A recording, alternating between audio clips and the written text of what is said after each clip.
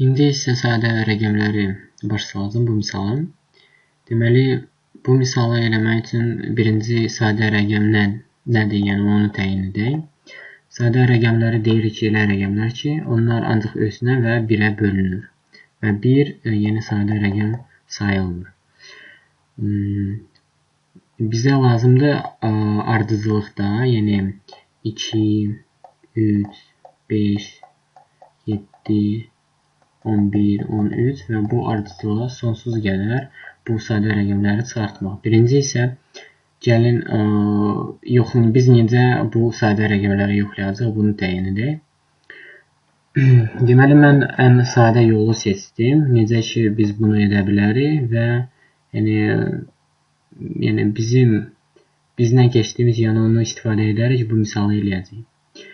Birinci biz necə yoxlayacağıq? Məsələn, bizdə var rəqəm 2, biz onu yoxlamalıyıq ki, yəni ondan əvvəl hansı sadə rəqəmlərə bölünürsə, deməli, o artıq sadə rəqəm deyil, əgər bölünürsə tam. Gəlin sonra keçək məsələn 3-ə, 5-ə, yəni birinci ardıcılığa baxaq. 5, 6, 7, 8, 9 və s. Bunları gəlin başa düşək. 1 ilə 2-ni gəlin buraxaq əvvəlcədən və 3-dən başlayaq başa düşməklə. 3. Birinci biz yoxlamalıyıq. 1-ə biz yoxlamayacaq. Çünki bütün rəqəmlər 1-ə böləndə, yəni tam bölünürlər 1-ə. Buna görə də 1-i biz yoxlamırıq. 2-dən başlayacaq yoxlamağa. Buradan başlayacaq yoxlamağa. Və 3-ü 2-yə böləndə artıq bizdə deməli tam bölünmür. Və 3-ə də biz yoxlamayacaq, çünki bütün rəqəmlər özünü böləndə yenə də tam ədəd alınır. Ona görə də yeni 1 alınır. Onu da nəzərə almayacaq. Ona görə də 3 sadə rəqəm sayılır. Və gəlin onu nişan eləyək. Yeni S yazaq, sadə rəqəm. Sonra keçək isə 4-ə. 4, yenə biz 2-dən başlayaq. 4 2-yə böləndə artıq bizdə yəni tam bölünür də. Ona görə bu sadə rəqəm deyil. Biz onu xətt çəkirik. Yəni sadə rəqəm deyil. İndi isə 5-i yoxlayırıq. 5-i birinci 2-yə bölürük və görürük ki, yəni tam ədəd alınmır. 5-i sonra 3-ə bölürük, yenə tam ədəd alınmır. Yəni qalır. Sonra da 5-i 4-ə bölürük. Belə 3-ə, sonra da 4-ə. 4-ə də böləndə yenə də qalır. Ona görə bunu sadə rəqəm sayır. Sonra isə 6-ya keçirik. 6-nı bölürük, yəni 2, 3, 4, 5 və görürük ki, artıq 2-yə böləndə artıq bu tam bölünür və ona görə də bu sadə rəqəm sayılır. Və beləliklə biz yəni məntiqi başa düşdük ki, biz necə onları yoxlayacaq. Yəni özündən başqa və birdən başqa bütün rəqəmləri yoxlayacaq. Əgər tam bölünürsə hansı bir rəqəmə, deməli sadə rəqəm artıq deyil. Əgər bölünmürsə, deməli sadə rəqəmdir. Və indi isə proqramı yazaq.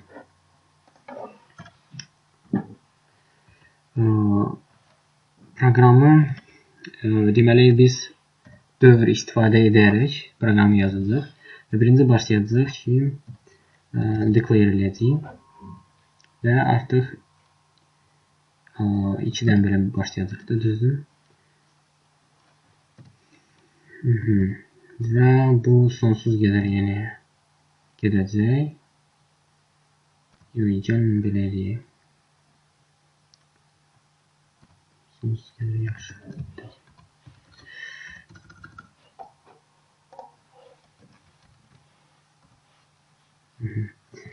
Burada hələ ki limitini təyin etmədik.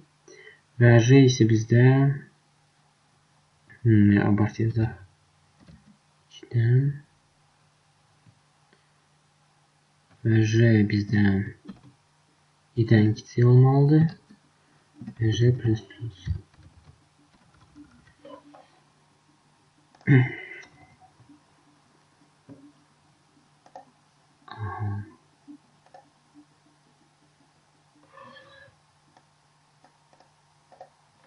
Və əgər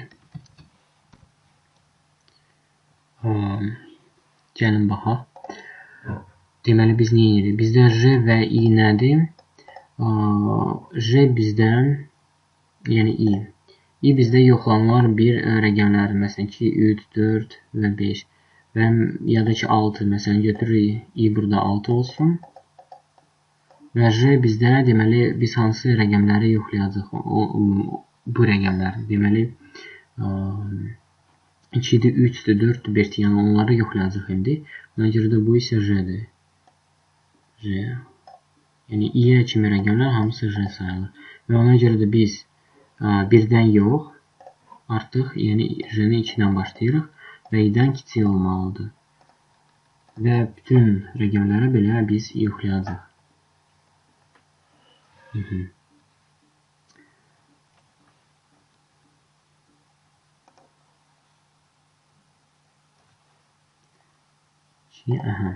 Deməli, əgər i bölünür j-yə və qalıq isə bizdə 0-dır, yəni tam bölünür. Biz deyirik ki, əgər tam bölünürsə,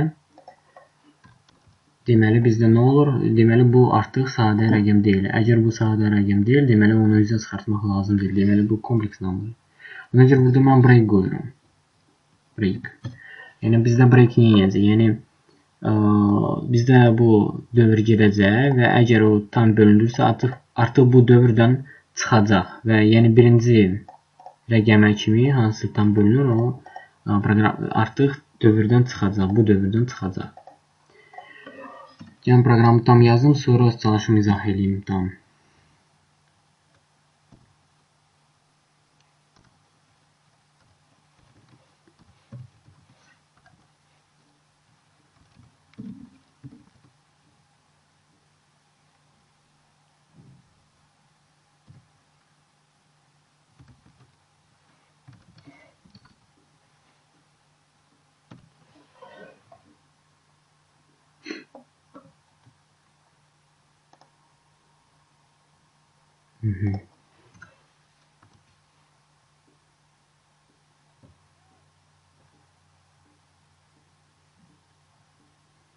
Amma bir məqam var ki, odur ki, əgər biz 2-dən başlayacaq bunları yoxlamağa, onda bizdə belə bir şey alınacaq ki, yəni 2 2-yə böləndə bizdə artıq yəni 0 bərabərdir. Amma 2 yəni sadə rəqəmdir, ona görə burada 3-dən başlayacaq və 2-ni əvvəlcədən onu çıxardacaq belə. Belə çıxardacaq. Çünki yoxsa proqram bizdə yəni 2-dən başqa hamısını çıxardacaq. İndi bunu görəcəyik.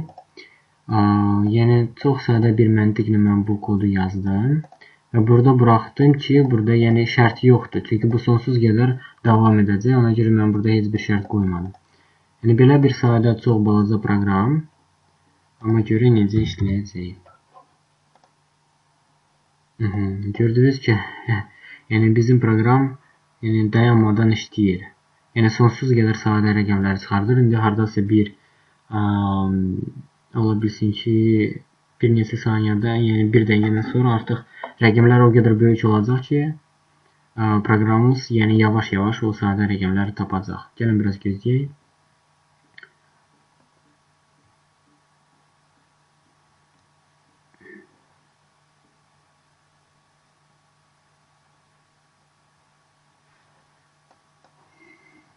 Yəni artıq əgər görürsünüzsə, bizim proqram yavaş-yavaş dayanmağa başladı və yəni sadə rəqəmləri çox belə tez çıxartmır.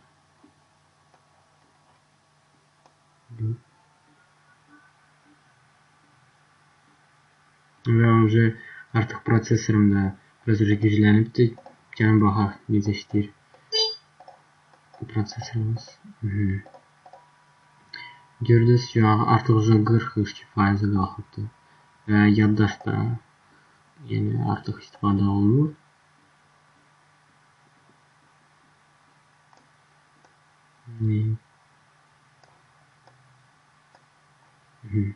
Yaxşı, gəlin belə eləyək. Sonsuz qədər çıxartmasını birinci heç olmasa yəni 100-ə kimi çıxartsın. 100-ə kimi. Yəni ona görə burada şərt yazdım ki, i 100-dən kiçik olmalıdır. Sadəcə görməyəcəm və gördüyünüz kimi 2, 3, 5, 7, 11, 13 və axırıncı 97, yəni bu sadə rəqəmlərdir və həqiqətən yəni bizim proqram düz işlədi. İndi isə çalışın sizə kodu başa salım. Yəni 2-ni mən çıxardıram ki, səhv olmasın. Əgər mən bunu yazmasaydım və burada 2-dən başlasaydım, yəni bunu da yoxlayaq. Burada 2-ni çıxartmayacaq. 2-dən başqa bütün sadə rəqəmləri çıxardacaq idi. Çünki bizdə elə bir ki 2, sonra isə J gəlir. Yəni o 2-dir. Əgər biz I bölünsün J, yəni 2 2-yə böləndə, yəni tam ədəd alınır, ona görə də 0 alınır və o 2-ni sadə rəqəm kimi götürmür. Ona görə də biz burada 3-dən başlayırıq artıq hesablamaq və 2-ni sadəcə onu özə çıxardırıq. Belə. Və 3-dən başlayır artıq bütün rəqəmləri, yəni əgər şərti qoymasa, sonda sonsuz qədər gedəcək, amma şərtdən yəni sizə lazım qədər proqram işləyəcək.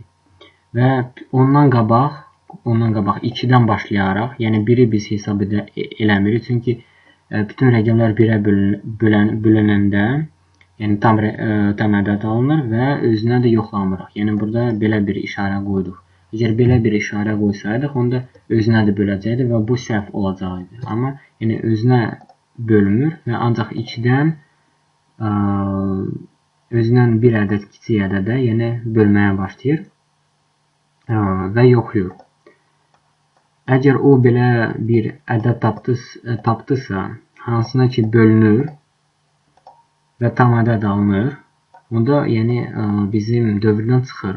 Yəni çıxır və artıq ondan sonraki ədədi yoxlamağa başlayır. Əgər yəni bu şərt ödənilməyibsə heç bir dəfədə, onda gəlir bura. Burada isə mən yazmışam ki, əgər J bərabərdirsə I-1, yəni axırıncı, sonuncu iteration olanda, yəni J birinci 2-dir məsələn, sonra 3-dür, sonra 4-dür, yəni I-yə kimi gedir. Əgər bizdə I 50-dirsə, yəni əgər burada 50 olsaydı, onda J artıq burada əgər 49-a bərabər olsaydı, çünki I-1, yəni axırıncı iteration olur, yəni axırıncı dəfə yoxlanılır və əgər axırıncı dəfə yoxlanışda onu üzə çıxardır. Çünki əgər bu bizim if-imiz heç bir dəfə də işləmədi, yəni dövrdən çıxmadı heç 49 dəfə, onda biz bilirik ki, yəni heç bir ədədə bölünmür. Ona görə də yəni onu artıq sadə rəqəm kimi hesab edirik. Ona görə də burada onu üzə çıxardırıq. Ola bilsin ki, yəni siz nəyisə başa düşmədiniz, amma çalışın yəni koda biraz fikir eləyin və özünüzdə biraz işləyin, onda başa düşəcəksiniz. Yəni də necə proqram işləyir.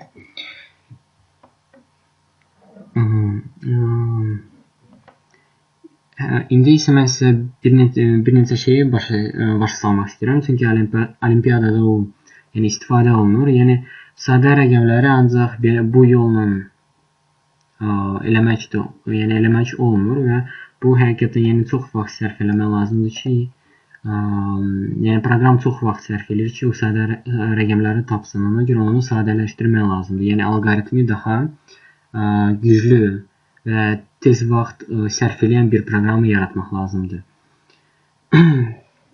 Ona görə sonra masiflərdən istifadə etmək lazım olacaq və s. Amma indi isə sizə bir də maraqlı bir yol göstərəcəm. Və o həqiqətən belədir. Biz məsələn 6-nı yoxlayanda başlayırdıq yoxlamağa 2, 3, 4 və 5-i. Yəni bu rəqəmləri yoxlayırdıq hamısını. Amma əslində elə bir ki 6-nın kökünə qədər yoxlamaq olar. 6-nın kökünə qədər. 6-nın kökü hardasa belə deyək də 2 və 3-ün arasında bir rəqəm olacaq, düzdür? Ona görə də biz əgər 3-ə kimi yoxlasaq, bu bizə bəsdir. Əgər 6 2-yə də bölünməsə, 3-ə də tam bölünməsə, deməli onu sadə rəqəm hesab etmək olar. Yəni 7 də belə olacaq. Yəni kökə qədər biz yoxlaya bilərik. Əgər kökə qədər heç bir ədədə bölünməyibsə, deməli o sadə rəqəmdir artıq. İndi isə onu proqramda necə yazmaq olar? Proqramda isə biz kökü yəni məhzdən istifadə etməyərək sadəcə burada J vurulsun J-yə yazdırıq. J vurulsun J-yə. Və əgər J vurulsun J-yə i-dən kiçikdirsə, deməli yəni J-nin kvadratı i-dən kiçikdirsə, deməli J kök i-dən kiçik olanda, yəni bizim şərtimiz düzgün olur da. Bizim şərtimiz budur ki, biz onun kökünə qədər yoxlanış eləyirik. Sadəcə bir məqam olur ki, bizim bu kodumuz işləməyəcək proqramda. Ona görə də onu modify eləmək lazımdır ki, yəni işləsin. Ona görə də gəlin təzə bir şey sizə öyrədim. Yəni biz təyin eləmək istəyik integer, yəni data types bizə hansı integer, float, double və char. Ondan başqa bir dənə də type var, ona deyirlər boolean type. Boolean type. Əgər bu yazsaz, yəni yəqin ki siz öyrənibsiniz, yəni informatikada, yəni boolean type-da. Yəni o demək ya 1 ya 0 ya true ya false. Yəni ancaq iki şeydən ibarət olur. Yəni ya true düzgün və yaxud da ki səhv false. Və gəlin belə bir type yaradaq. Məsələn bu A və ona deyək ki hələ ki false olsun bizdə.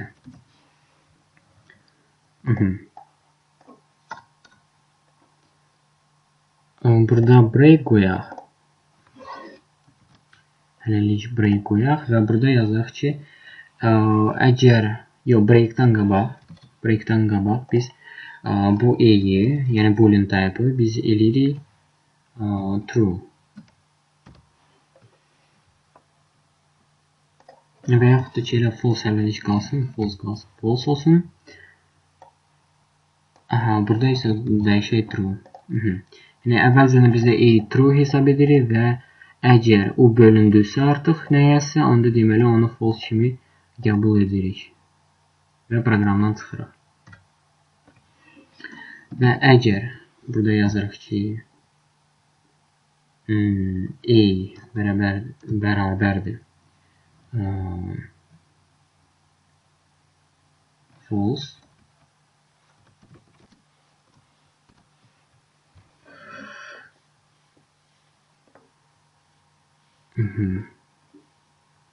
və bunu biz burada yazsaq daha yaxşı olar. Yaxşı yox, daha düzgün olar belə deyil. Bunu isə əvvəlcə false götürsək daha yaxşı olar. İndi görəcəyiz nəyə görə.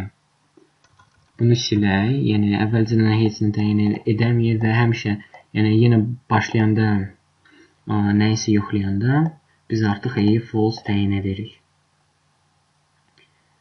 Break olunur, false.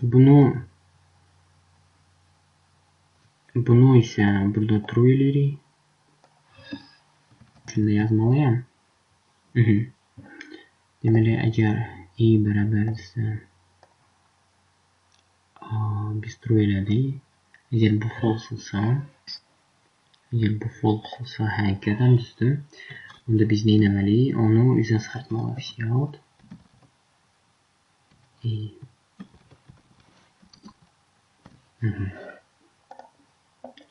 deməli, onu hər dəfə yəni hansı rəqəmi yoxlayanda biz false kimi qəbul edirik.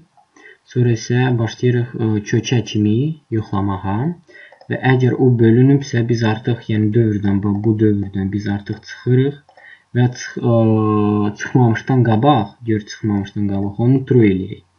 Və əgər onu true elədiksə onda artıq bu deməkdir ki bu sadə rəqəm deyil və bura gəlir artıq, yəni dövrdən çıxanda artıq bura gəlir.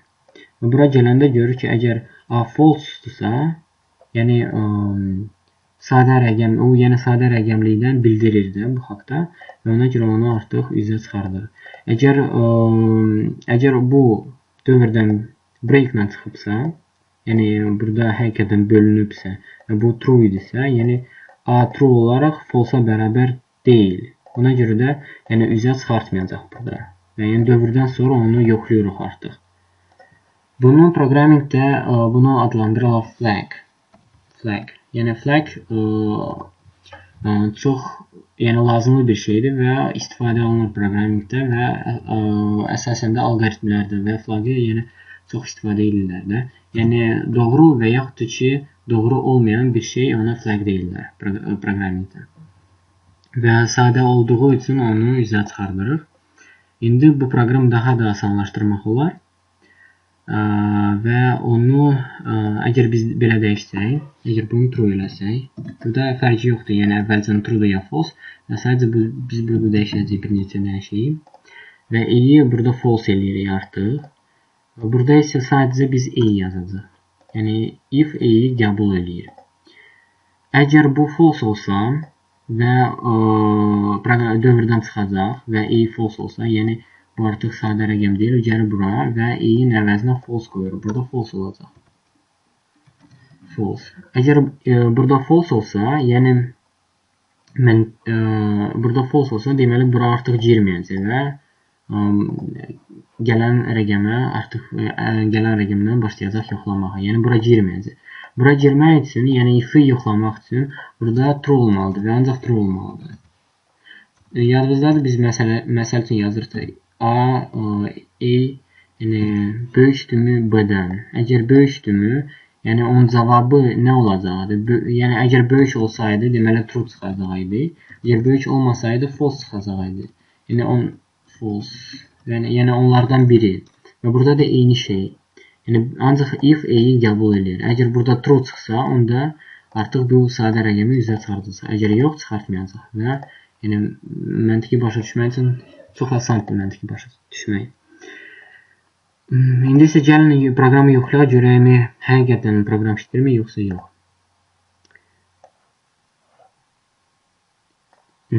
Yəni gördüyünüz kimi bəzi problemlər çıxdı, gəlin onları başa düşək. Nəyə görə bu bizdə belə alındı. Əslində yəni düzgün. Mən burada e-yi çıxardıram, amma əslində burada i-ni çıxartmalıyım. Yəni proqram cəhətdən həqiqətən düz idi. Hər bir düzgün, yəni true cavabı, true onu əslində əgər üzə çıxartmaq istəyirsinizsə, o artıq 1 olacaq. True 1-dir, false da 0-dır və proqram cəhətdən düz çıxartdı, amma bizə i lazımdır çıxartmaq. I, yəni sadə rəqəmi. Və gəlin indi yoxlayaq. İndi isə yəni bizim proqramımız düzdür, amma bir-iki dənə səhv burada var həqiqətən. İndi yəni 4-ü bizdə götürdü, 9-u götürdü və bəzi rəqəmləri həqiqətən götürdü. Yəni biraz düzgün işləmədi. Ola bilsin ki, yəni burada bu işarəsi qoysaq yaxşı olar. Bu işarəsi qoysaq, onda artıq daha düzgün işləyəcək bizim proqram. Və artıq gördüyünüz kimi, yəni 2, 3 və proqram çox düzgün işlədi. Yəni bu işarəni yadınızdan çıxmasın qoymağa. Yəni balaca yox, kiçik yox, yəni kiçik və i-ni qəbul edə bilər. Yəni burada biz deməliyik ki, qəbul edə bilər. Çünki əgər biz məsəl üçün 25-i götürsək və onun kökünü tapsaq, bu bizdə yəni eləyəcək 5. Və biz 5-ə qədər yoxlayırdıq əvvəl. Yəni biz yoxlayırdıq 2, 3 və 4-ü, amma 5-i biz yoxlamırdıq. 2, 3, 4-ə böləndə isə 25-i 2, 3, 4-ə böləndə bizdə yəni qalıq qalır və hər şey yəni elə də olmalıdır. Amma bizə 5-ə də bölmək lazım idi ki, biz başa düşək ki, bu sadə rəqəm əslində deyil. Sadə rəqəm deyil. Yəni bunu da nəzərə alın və görürsünüz, indi bizim proqramımız daha tez işləyəcək. Və əgər olimpiyada belə bir sual düşsə, yəni sadə rəqəmlə istifadə etmək lazım olsa, yəni bu alqoritmi istifadə edə bilərsiniz.